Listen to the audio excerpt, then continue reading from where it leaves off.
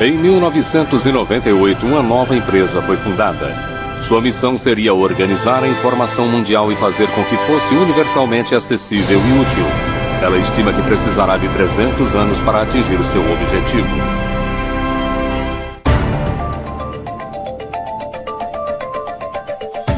O jeito Google de trabalhar.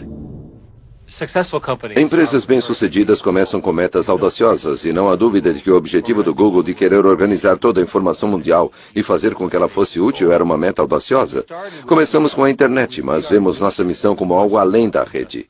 Para nós é a forma que comunicamos aquilo que pensamos, porque há muita informação. O Google pode ter começado como um simples sistema de busca, mas hoje com aplicativos como Android, Chrome, Wave, Picasa, Google Apps, YouTube, Google Ocean e agora até seu próprio smartphone se tornou uma potência na internet. Este tsunami tecnológico ataca quase diariamente com suas equipes de desenvolvimento localizadas em todo o mundo.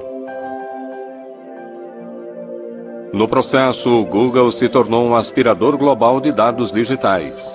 Lida com estimados 20 petabytes de dados todos os dias, ou o equivalente a 130 bilhões de fotografias, ou 5 bilhões de músicas em iPod. Também lida com mais de 1 bilhão de buscas por dia, e essas buscas deixam a pegada digital de cada pessoa que visita o site. Uma das coisas interessantes a respeito das buscas do Google é que é um banco de dados de intenções. É uma coletânea incrível do que se está pensando num determinado momento, com base no que se está procurando ou no que se está escrevendo em e-mails. E qualquer instituição que tenha acesso a isso pode ter poder sobre você, ou pode vir a afetá-lo de forma negativa. Sabem o que é isto? Alguém sabe o que é isto aqui? Os fundadores do Google, Sergey Brin e Larry Page. São as pessoas que estão acessando o Google pelo mundo. Certo. Não percebi o que era quando vi pela primeira vez. Mas foi isso que me ajudou a ter noção. Isto é o que processamos no escritório, que fica ligado em tempo real. E cada um destes pontos elevados representa cerca de 20 a 30 buscas. Obrigado, Sergey. O objetivo? Que o Google se transforme numa entidade que tudo sabe. Esta palestra deve ser sobre o futuro. Por isso pensei em tocar um pouco nesse assunto. E para fazer uma busca perfeita é necessário ser esperto. Na verdade, o sistema de busca perfeito seria a inteligência artificial. E estamos trabalhando nisso. É um tanto irônico que eles usem uma imagem de Hall, o computador do mal do filme 2001, Uma Odisseia no Espaço, ao promoverem uma mensagem tão benevolente. Em parte, queremos fazer do mundo um lugar melhor. If I ruled the world, every day would be the first day of spring. Em pouco mais de 10 anos, o Google se tornou um dos maiores participantes e dos mais incomuns do Vale do Silício. Nesse período, a empresa cultivou a imagem de uma presença ampla e benigna, mas essa percepção pública está mudando. Quando o Google começou a digitalizar milhões de livros, autores e editoras não responderam com vivas, mas com processos alegando violação de direito autoral. Logo depois do lançamento do Google News, a empresa passou a ser demonizada pela mídia impressa, que a acusou de destruir seu negócio publicitário e ser responsável pela queda das receitas advindas de circulação. O site do YouTube do Google, para os segmentos de música e televisão, é visto como um concorrente ameaçador atacando seus métodos tradicionais de gerar receita. E quando o Google começou a fotografar as ruas, escandalizou os protetores da privacidade. Independente do segmento para o qual o Google resolva se expandir, parece estar sempre acompanhado por confusão e revolta. E sempre há controvérsia. O Google volta ao lema corporativo que nasceu da aversão de um de seus primeiros funcionários à postura corporativa. Tendo vindo da Intel, lá no fundo eu tinha aquela ideia de não quero trabalhar em uma grande empresa. Eu estava interessado em algo que pudesse ser um pouco mais provocante, um pouco mais interessante e que talvez deixasse as pessoas um pouco desconfortáveis. Então só de estar ali na reunião eu estava tentando pensar em algo interessante e aí apareceu na minha cabeça, não faça o mal. Quando entrei, pensei que era uma piada, que era apenas uma forma de fazer marketing dentro da empresa. E um dia eu estava sentado na sala, nunca vou esquecer, Estávamos conversando sobre publicidade e um dos engenheiros, chamado Ron, bateu na mesa e disse: "Isso é fazer o mal." De repente a conversa parou. Foi como se todo mundo tivesse pulado da cadeira e se escondido embaixo da mesa. E aí a conversa se concentrou em se aquela mudança em particular era positiva ou negativa para os usuários. Acabamos não fazendo a alteração por esse motivo. Não é um lema ruim, mas está mal colocado porque está ficando cada vez mais difícil dizer que alguém não faz o mal. Se pensarmos no escopo das diferentes atividades em que os provedores de serviço estão envolvidos, não é mais só busca. Palo Alto, Califórnia. O sistema de busca Google nasceu no berço de inovação tecnológica que era o Departamento de Ciência da Computação da Universidade de Stanford. Larry Page e Sergey Brin se conheceram como estudantes de doutorado em 1995. Eles tinham muito em comum. Os pais dos dois eram professores universitários e as mães dos dois eram cientistas. Nasceram em 1963 e ambos cresceram com computadores e adoravam tudo que se relacionasse com eles. Nosso programa de doutorado é muito seletivo, mas não pensei quando os vi pela primeira vez. Uau! É a pessoa mais inteligente que já conheci. Héctor Garcia Molina foi um dos orientadores de Sergey Brin, trabalhando com ele em alguns problemas de mineração de dados. O que me chamou a atenção no Sergey foi a sua idade. Ele entrou aqui como doutorando aos 19 anos. Essa era a primeira coisa que chamava a atenção ao vê-lo. Era um rapaz muito jovem que sabia muito e era muito inteligente. Sergey Brin nasceu na Rússia, foi um prodígio da matemática que amava nadar e fazer ginástica. Larry Page foi um inventor buscando mudar o mundo. Em algum momento, não sei exatamente quando, eles se conectaram e começaram a trabalhar juntos no sistema de busca. Eles criaram seu sistema de busca inicial usando computadores prontos e tiveram que implorar para que a universidade emprestasse alguns computadores. Depois de estourarem o limite do cartão de crédito, conseguiram algumas soluções engenhosas para suas finanças limitadas. Larry, então, descobriu que ficaria mais barato se comprassem os discos individuais sem os cases. E montaram suas próprias máquinas, conseguindo mais capacidade de armazenamento pela mesma quantia. Com uma estrutura feita de blocos de construção de brinquedo e o molho secreto de algoritmos que chamavam de backrub, eles montaram um novo sistema de busca revolucionário.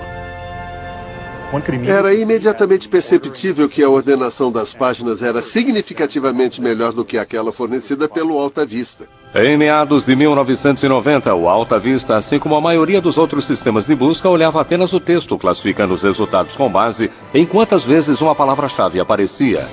O sistema de busca de Larry e Sergey era muito mais sofisticado, com um algoritmo matemático que olhava o número de links de e para os sites da internet. Quanto mais links, maior é a classificação. A primeira busca que digitei no Google foi a taxa de câmbio canadense. E ele me deu exatamente a informação correta que eu poderia querer sobre aquela taxa de câmbio. E eu fiquei... Odeio usar o termo maravilhado, mas fiquei maravilhado por ter conseguido encontrar exatamente o que eu queria com tanta rapidez. Acho que perceberam que um projeto de pesquisa de universidade não lhes daria o escopo e a escala necessários para que o sistema funcionasse. Então disseram, vamos tirar uma licença, vamos sair, montar uma empresa, deixá-la funcionando e aí voltamos para terminar a pesquisa. Larry e Sergey preparavam-se para deixar Stanford para dar início à sua empresa de sistema de busca registrada como Google, grafia errada de um termo matemático para um seguido de 100 zeros. Enquanto isso, continuaram participando do programa de ciência da computação. Me apresentaram um trabalho que já tinham feito no sistema de busca e, devido aos meus interesses, eu queria fazer parte daquilo. O Google ganhou seu primeiro funcionário, Craig Silverstein, um colega do doutorado. Éramos os três no começo e parece que durante uma eternidade fomos só nós. Nós nos importávamos muito com a adequação à cultura. E recusamos a contratação de algumas pessoas que, embora fossem tecnicamente muito qualificadas, não tinham a personalidade certa para trabalhar conosco. Os três doutorandos de Stanford abriram a sede da empresa naquele clichê do Vale do Silício, numa garagem. A empresa começou a se expandir. Entrei em janeiro de 1999, alguns meses depois de terem começado. Havia na época mais 4 pessoas na empresa, incluindo Larry e Sergey. E eles alugavam metade de uma casa de alguém que ainda morava lá, e que hoje é um dos vice-presidentes do Google. E todos os computadores estavam trabalhando em escritórios ou quartos. A garagem estava incluída, acredito que tínhamos uma impressora lá, e tínhamos uma mesa de ping-pong, mas a empresa não era toda na garagem. Trabalhamos na garagem, eu fazia questão disso. Talvez fosse um dia por mês ou um dia a cada 2 meses, mas eu fazia questão de que de vez em quando nós entrássemos naquela garagem e trabalhássemos um pouco ali. E eu queria poder dizer aos outros num momento como este que começamos numa garagem, para fins de registro. Começamos numa garagem, só que foi numa garagem que tinha aposentos e uma casa. Quando o Google ficou grande demais, mudou sua sede corporativa para um escritório normal no centro de Palo Alto. Estávamos em Palo Alto naquela época, que era a cidade dos restaurantes, e minha meta era irmos a um restaurante diferente todas as noites. Jantávamos e almoçávamos fora o tempo todo. A empresa estava se expandindo rapidamente e logo eles se mudaram de novo, mas com menos restaurantes perto do novo endereço, Larry e Sergey decidiram que seria mais eficiente e barato se tivessem uma cozinha própria e com seu próprio chefe. O escolhido tinha no currículo um período cozinhando para a banda Grateful Dead. Eles me ofereceram ações no começo e relutei bastante. Conversei com meu pai perguntando: pai, esses caras querem que eu dê dinheiro a eles por essas ações, numa empresa que ainda não é pública. E ele respondeu: é um golpe, não acredite neles, não entregue nem um centavo. Ao contrário de outros sistemas de busca, a página inicial do Google era limpa e eficiente, sem aqueles banners e pop-ups irritantes. Larry Page e Sergey Brin viram seu sistema de busca Google ficar cada vez mais popular, mas o sistema ainda não estava se traduzindo em dinheiro de verdade, e eles não tinham plano de negócios para fazer a empresa dar lucro. Nossos fundadores decidiram que não aceitaríamos publicidade pelo tempo que fosse possível. Porém, acho que a ideia brilhante veio quando dissemos: olha, por que não mostramos anúncios que são baseados em texto e que não têm aquelas imagens em movimento ou distrações?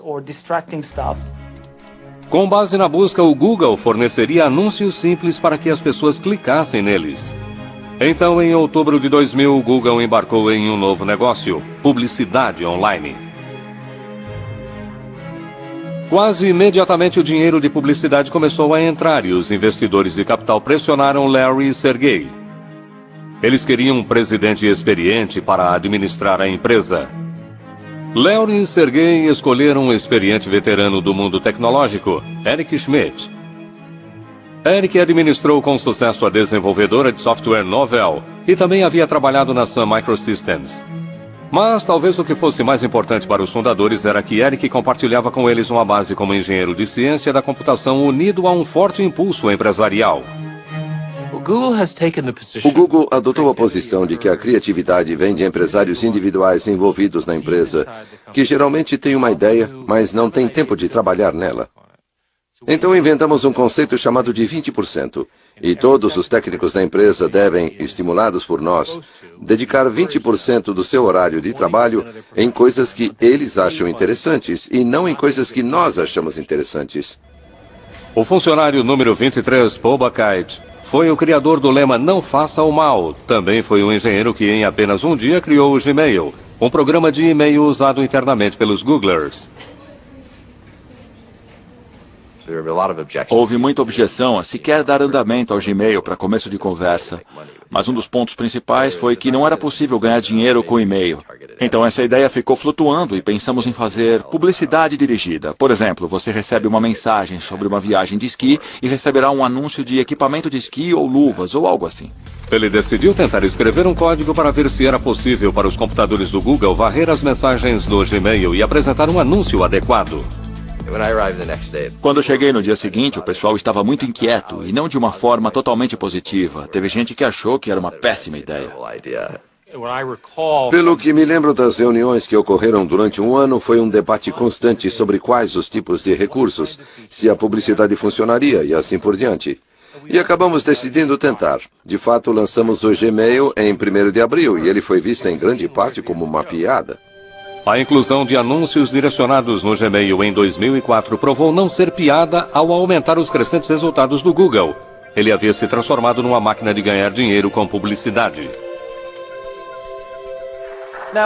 E por falar em publicidade, a oferta inicial das ações do Google recebeu mais publicidade do que qualquer outra oferta na história.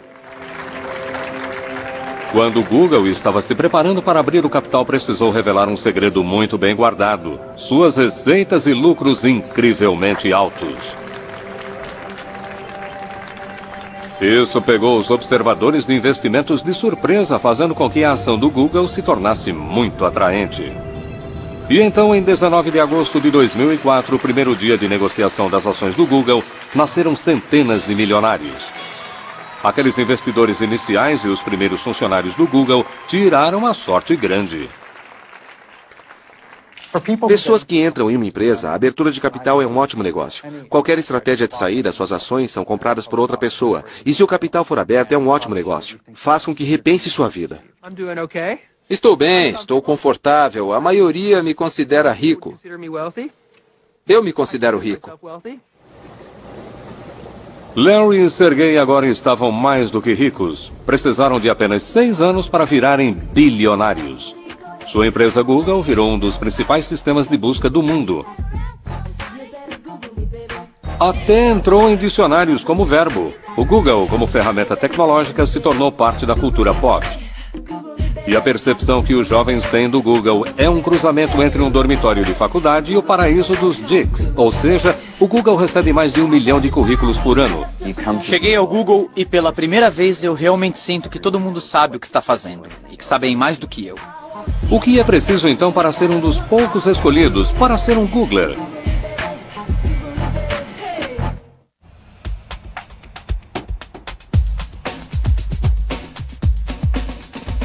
O Google PAX, como é conhecido pelos Googlers que o habitam, é montado de forma a fazer com que se sinta o melhor e mais brilhante. E que merece aquelas refeições incluídas, o serviço de massagista subsidiado, a lavanderia gratuita, assim como o barbeiro sobre rodas.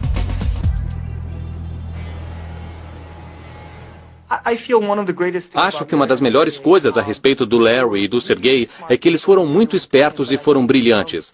Mas acho que uma das melhores coisas que fizeram foi terem se cercado das melhores pessoas, as mais brilhantes que puderam achar. O Google recebe mais de 1 milhão de currículos por ano, mas para entrar para a turma dos 20 mil Googlers no mundo todo é necessário passar por uma série terrível de testes e entrevistas. Rajan Seth, outro graduado em ciência da computação em Stanford, trabalhou em outras empresas de alta tecnologia antes de se aproximar do Google. Acho que passei por algo entre 10 a 15 entrevistas na época. E finalmente minha última entrevista foi com Larry. Literalmente cheguei um dia e me sentei no escritório do Larry Page e fui entrevistado por ele. E foram muitas perguntas difíceis. Eu não sabia direito como tinha me saído, mas parece que ele gostou bastante de mim, a ponto de decidirem me fazer uma oferta. Entre os funcionários mais queridos no Google, logo depois dos engenheiros de ciência da computação, estão os novos contratados, chamados de APMs, ou gerentes de produto associados. Uma grande parte do motivo pelo qual o Google contratou associados, como no meu caso, gerentes de produtos associados recém-saídos da escola naquele momento, foi para poder educar esses futuros gerentes de produtos como eu, da forma que o Google queria que eles fossem. A maioria é de jovens recém-formados com notas incrivelmente altas e recebem muita responsabilidade e autoridade no começo de sua carreira. Não estamos priorizando isso agora, mas não achamos que será possível substituir a página inicial desde o primeiro dia. Dentre a safra mais recente dos APMs está um canadense, Jeff Harris. A minha função aqui, que é de gerente de produto associado, é meio que projetada para pessoas que têm base técnica, mas não estão necessariamente codificando no dia a dia. No final das contas, meu trabalho é fazer a comunicação com os engenheiros que fazem a codificação o tempo todo e verificar se todos eles estão trabalhando juntos para o mesmo objetivo. Eu acabei de fazer 22 anos. Acho que a maior surpresa de se trabalhar no Google é como são abertos a respeito de tudo que estamos fazendo. Eu posso olhar no nosso site interno e ver detalhes de todos os projetos que estão sendo feitos, e isso é ótimo do ponto de vista organizacional. Embora o Google possa ser altamente transparente internamente, como muitas das outras grandes empresas de alta tecnologia do Vale do Silício, é extremamente sensível sobre o que pode ser mostrado a quem é de fora. Seja o código nas telas dos monitores ou os rabiscos nos quadros brancos que parecem estar em todos os lugares. Gostamos de ter quadros brancos em todos os cantos e a razão para isso é alimentar a criatividade. É possível desenhar coisas, comunicar ideias e trabalhar com outras pessoas naquela ideia. É possível publicar de forma programada a liberação ao mesmo tempo ou não? Sim. Então, muitas vezes, as pessoas pegam o celular e tiram uma foto do quadro branco, enviam isso por e-mail e elas acabam fazendo parte das notas da reunião. Além dos quadros brancos e barracas de comida espalhados, o outro aspecto incrível dos escritórios do Google é a ausência de papel. Operamos praticamente sem usar papel. Uma das coisas que fizemos aqui no Google é que os usuários têm laptops que levam consigo para as reuniões a que comparecem. As anotações são feitas de forma eletrônica para que possam ser instantaneamente compartilhadas com as pessoas. Um apetite insaciável para o que é novo e inovador, cobrindo um amplo espectro de tecnologias, significa que o Google está constantemente começando. É claro que nem tudo é inventado no Google. Também temos equipes procurando novas tecnologias em pequenas empresas que podemos escolher, que podemos comprar e que se beneficiarão da estrutura do Google. Com bastante dinheiro e ações à sua disposição, o Google pode comprar empresas pelas quais se interesse. Foi assim que o YouTube se tornou um produto Google, assim como o Google Earth e o Picasa, assim como o programa de processamento de texto baseado na web chamado Writely. Writely era um processador de texto no navegador. Você o acessa como um site normal e trabalha. O Google nos percebeu porque recebemos muita divulgação. O Google comprou o Writely e contratou os seus fundadores para ajudar a desenvolvê-lo. Minha experiência foi como uma criança que está fazendo pequenos barcos de papel em um riachinho qualquer, e estava ótimo e divertido. Aí um ricaço passa por ali e diz: rapaz, está ótimo, pega esse monte de placas grossas e um exército de soldadores e quero que construam uma esquadra de navios de batalha.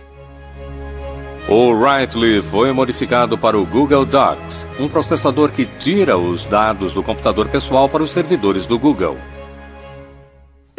É meio estranho e esquisito. Sou definitivamente um cara de barba grisalha. Tenho 42 anos, não que seja tão velho, mas aqui estou na parte superior da faixa etária. Há muitos engenheiros jovens aqui. Não me incomoda. Acho que é interessante. Acho que todo mundo chega a este ponto na carreira em que as coisas começam a parecer óbvias. Não me incomodo com a cultura técnica aqui. Isso não me intimida. Sou um codificador muito produtivo, feroz, bem dedicado, mesmo quando escrevo códigos, e eles morrem de medo de mim, então eles não me incomodam. Eu não estava aqui quando fundaram tudo, mas entendo que a concepção básica da cultura é que queriam fazer e enxergar tudo do ponto de vista de um engenheiro. Desse ponto de vista, a eficiência pode muito bem ser o objetivo principal do engenheiro. Precisamos de mais triagem. Você abre um documento de texto no Gmail e dá erro.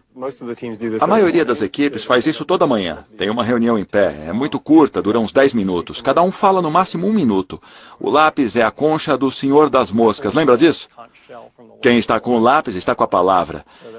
É por isso que foi uma reunião muito eficaz e levou apenas 5 minutos para contarmos para a equipe tudo o que está acontecendo. Outra reunião em que os membros da equipe do Google Docs precisam discutir problemas ocorre durante a caminhada Writely semanal. Acho que é interessante tentar fazer coisas importantes para mudar o mundo. Acho que é por isso que gosto de estar no Google. Queremos mudar o mundo, queremos fazer coisas grandiosas. Qual o problema com o algoritmo que temos? O cara ficou editando por 8 horas. O começo e o final foram cortados. Não, tudo bem. Temos que lidar com dezenas de milhões de usuários, grandes centros de dados e grandes máquinas e grande engenharia. E é muito legal. Para Dicks de computador, a diversão começou mesmo em 1976, em uma garagem do Vale do Silício, quando 2 desistentes da faculdade começaram uma empresa chamada Apple e lançaram uma revolução, a revolução dos computadores pessoais. O poder do computador pessoal cobriu milhões de lares e escritórios em todo o mundo e mudou tudo. Mas agora, após mais de 1/4 de século se insinuando em nossas vidas, o computador perdeu quase todo o seu brilho mágico. O Google está de olho na criação de outra revolução ao eliminar a necessidade de computadores pessoais. Ele quer colocar o máximo de dados que for possível em seus próprios servidores. Uma das coisas que acho subestimada é que desde o começo, já em Stanford, eles eram ótimos em minimizar o custo de montar sistemas computacionais. E continuaram com essa capacidade de gerar imenso poder computacional a custos relativamente baixos. Desde seu começo, o Google definiu como prioridade produzir o mais barato possível todos os seus servidores em instalações de armazenamento para lidar com sua vasta busca e registro da internet. E conforme a internet cresceu, o mesmo ocorreu com a necessidade de capacidade computacional. O Google constrói grandes centros de dados. Usamos componentes de computadores pessoais e construímos muitos sistemas especializados agora para lidar com o tipo de escala que é necessária. A escala está no coração do Google. Não apenas o Google tem acesso a poder computacional quase infinito, mas o que talvez valha mais é o fato de ter acumulado uma coleção incrível de dados. Dados que podem ser usados para teste numa escala nunca antes vista pela maioria dos novos engenheiros computacionais. Meu colega e eu estávamos jogando algumas ideias e falávamos de algo que depois acabou sendo algo próximo ao Google, bookmarks. E fizemos alguns cálculos e falamos que seria, 4 petabytes de dados. Não é tanto assim. E aquela sentença, 4 petabytes de dados, não é tanto assim. É algo que, antes de eu ter ido para o Google, teria sido um choque ouvir essas palavras saindo da minha boca. Aqueles chocantes 4 petabytes são equivalentes a 4 milhões de gigabytes, números tão gigantes que é quase impossível para a compreensão de simples mortais. Conforme a memória aumenta de capacidade e reduz no preço, o Google está passando para algo chamado de computação em nuvem. A ideia toda por trás da computação em nuvem é ir adiante e colocar tudo em um servidor administrado por profissionais.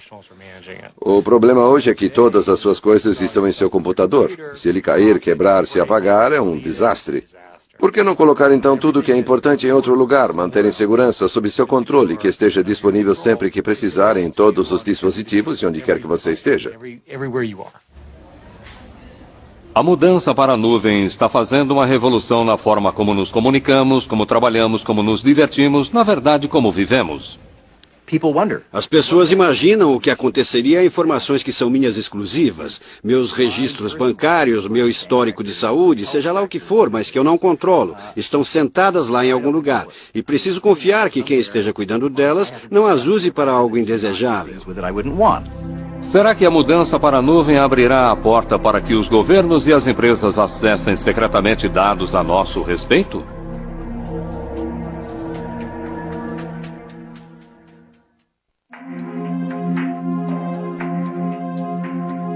Se os dados digitais de todos forem passados para as nuvens computacionais, onde é que essas nuvens ficarão? Uma delas tocou o sopé das montanhas Blue Ridge, na Carolina do Norte. Este já foi o centro da produção moveleira americana. Aí, na década de 1980, o trabalho barato do exterior acabou com os empregos, deixando para trás uma economia devastada e uma quantidade incrível de eletricidade ociosa. Acontece que os centros de dados computacionais são consumidores vorazes de eletricidade para alimentar os servidores e resfriar vastas quantidades de água usada para refrigeração.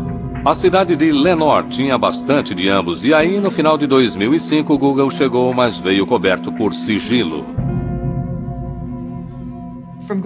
Do ponto de vista do Google, pelo menos como eu entendo, foi que aquela corrida para construir esses centros de dados é tão intensa e a informação, pelo menos da forma como eles veem, é tão exclusiva que eles não queriam que nenhum de seus concorrentes soubesse o que estavam fazendo. T.J. Hoare é advogado e vereador do município de Lenoir e esteve envolvido nas negociações a portas fechadas com o Google. Eles nos deram informações que não podíamos revelar para mais ninguém. O Google definitivamente tinha uma atitude do tipo, olha, ou é do nosso jeito ou tchau. O que oferecemos é isso aqui, é pegar ou largar. O governo local e estadual, desesperados, estavam mais do que prontos para chegar a um acordo que trouxesse o Google para esta área devastada. Ofereceram a ele um benefício fiscal de 30 anos sobre propriedade e equipamentos. Estima-se o benefício em $160 milhões por um período de 30 anos. Destes armazéns digitais, cujo custo se estima em 600 milhões de dólares cada, sai um fluxo contínuo de dados. Aqui estão os e-mails, as fotografias, as músicas, os vídeos, os mapas e as buscas que fizeram do Google uma potência de coleta de dados. O Google não divulga quantos centros de dados possui em todo o mundo, mas os rumores são de que há 3 dúzias deles no mundo todo. Todos conectados digitalmente e todos firmemente plantados no solo. Mas isso pode mudar. O Google registrou uma patente para construir centros de dados no mar aberto. Alimentados pelas tecnologias mais recentes de aproveitamento da energia das ondas, os servidores do Google ficariam em balsas. A expectativa é que esses servidores marítimos seriam muito mais baratos e certamente não haveria impostos sobre imóveis e propriedades a pagar. Ainda precisam construir um modelo que funcione, mas o Google é uma empresa que gosta de se mover rapidamente quando se trata de tecnologia de ponta. Porém, o Google não teve pressa quando se tratou de abrir um escritório na China. O crescimento no uso da internet na China é incrível. Até 2009, seus usuários de internet ultrapassaram toda a população dos Estados Unidos.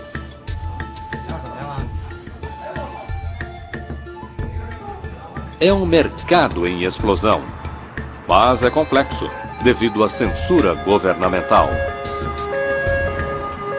Demoramos a entrar na China. O motivo era a nossa preocupação com algumas leis sobre conteúdo. Para o Google abrir escritório na China, ele teve que concordar em bloquear certos sites de seus resultados de buscas. O governo chinês decide quem passa pelo firewall chinês. Para administrar o Google na China, eles chamaram Kai-Fu Lee, executivo sênior da Microsoft, que havia sido responsável por suas operações naquele país em 2005. Kai-Fu Lee se viu no papel de um Nuggler, como os novos Googlers são chamados. Quando entrei no Google, usei a palavra choque para descrever o que eu senti. Acho que foi uma combinação de coisas, uma combinação dos valores. A empresa era jovem e feliz.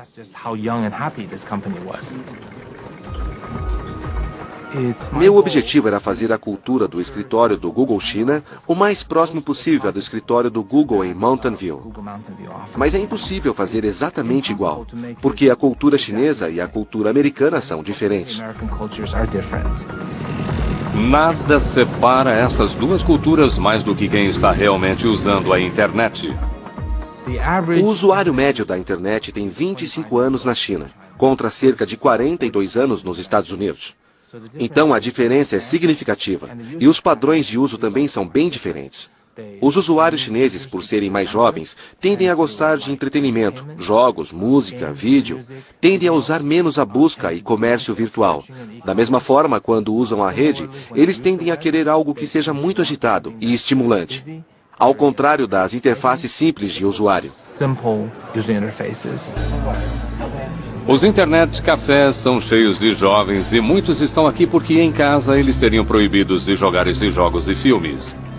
O que parece que não é proibido nem aqui nem em casa é baixar música pirateada.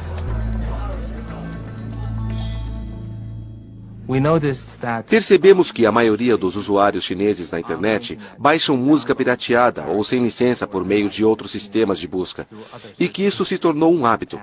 Acho que a maioria dos usuários acredita que tem direito de fazer isso.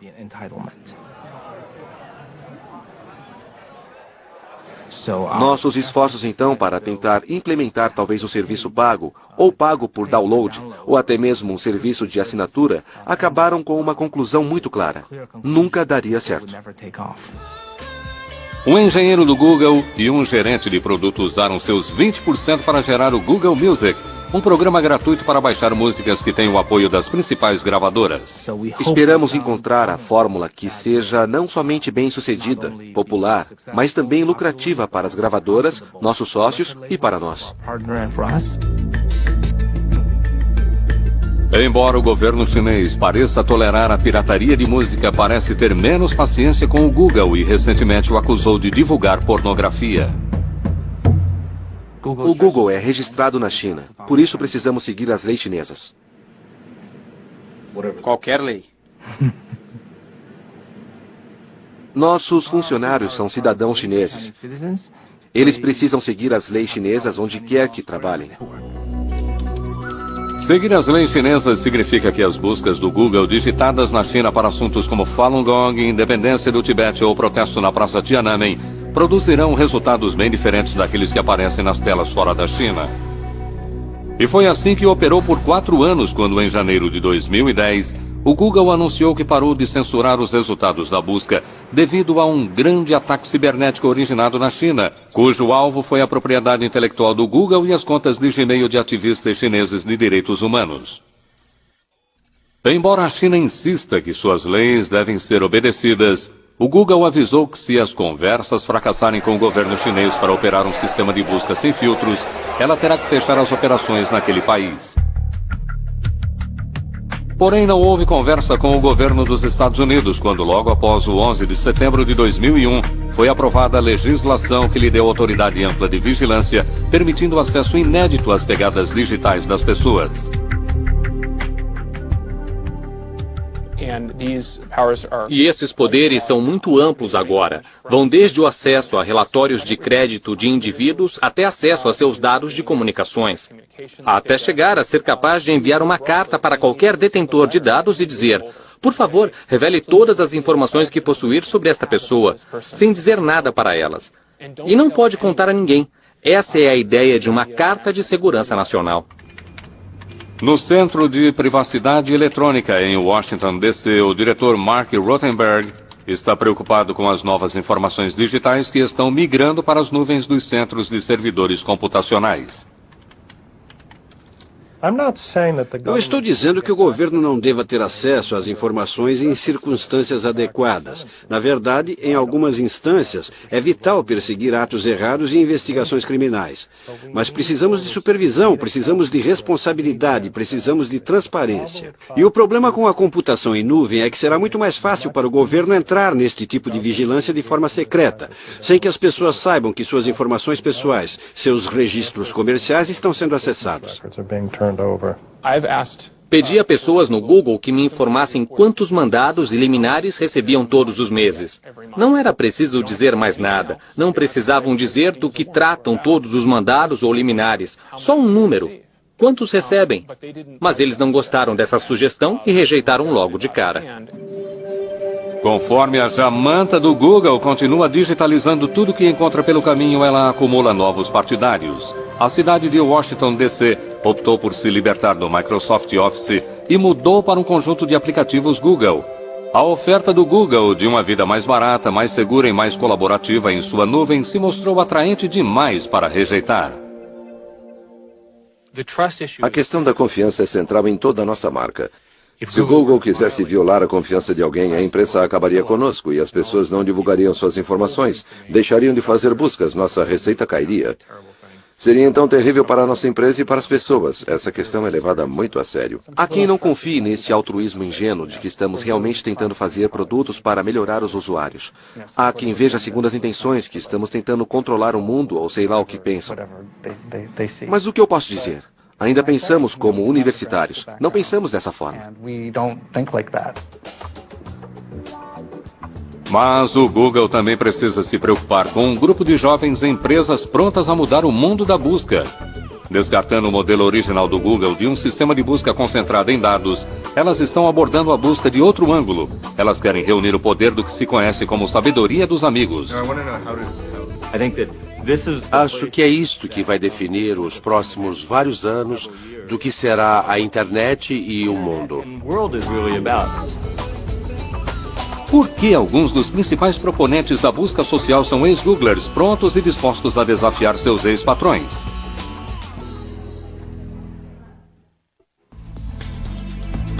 Com quase 20 mil funcionários em todo o mundo, o Google está começando a ver alguns de seus primeiros funcionários saindo para dar o que pensam ser o próximo grande passo.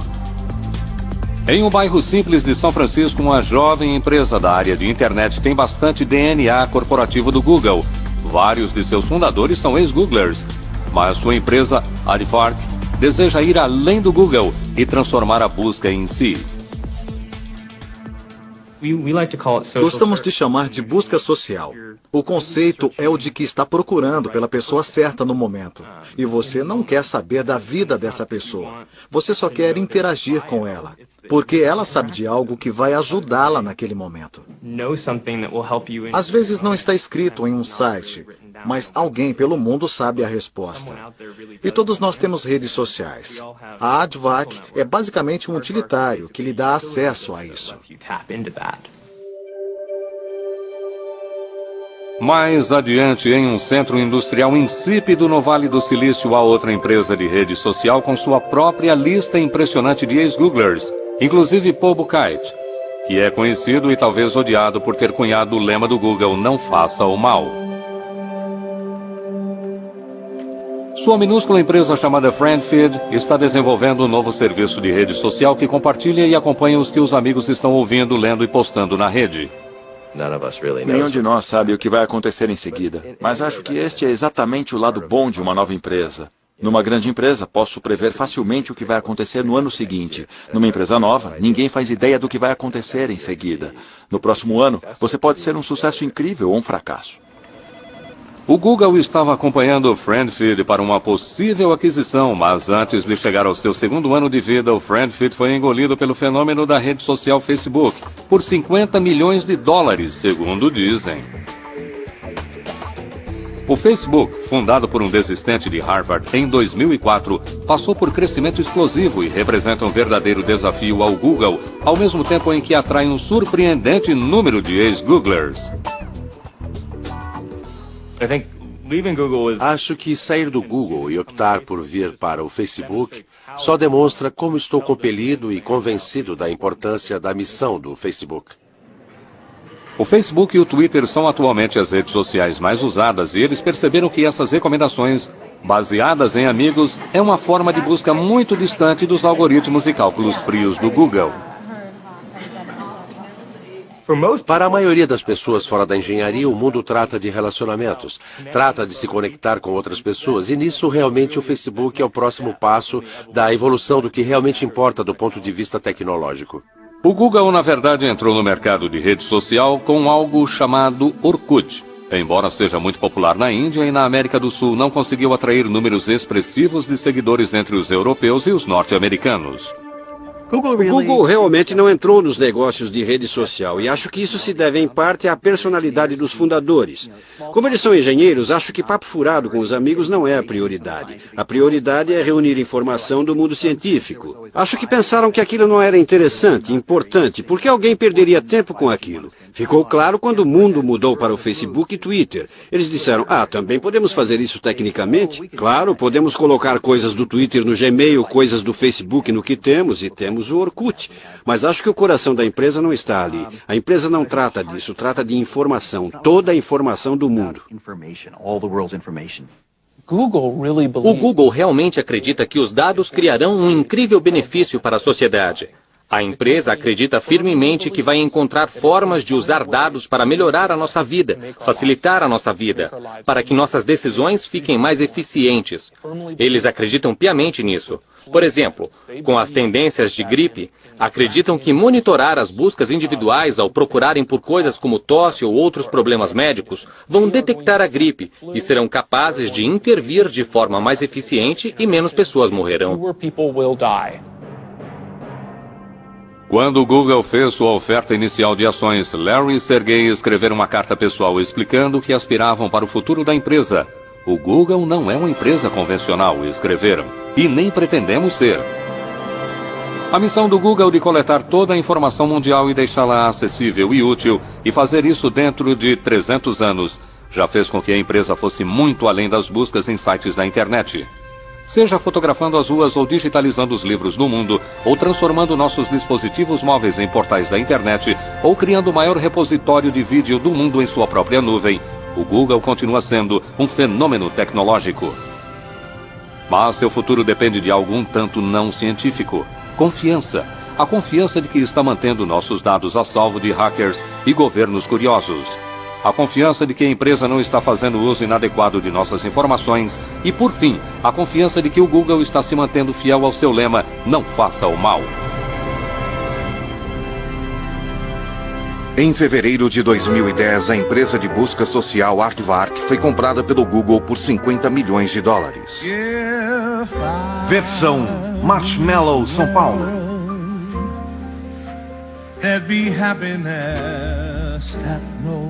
Próxima quarta em Tabu América Latina, drogas ancestrais. No Nat Geo.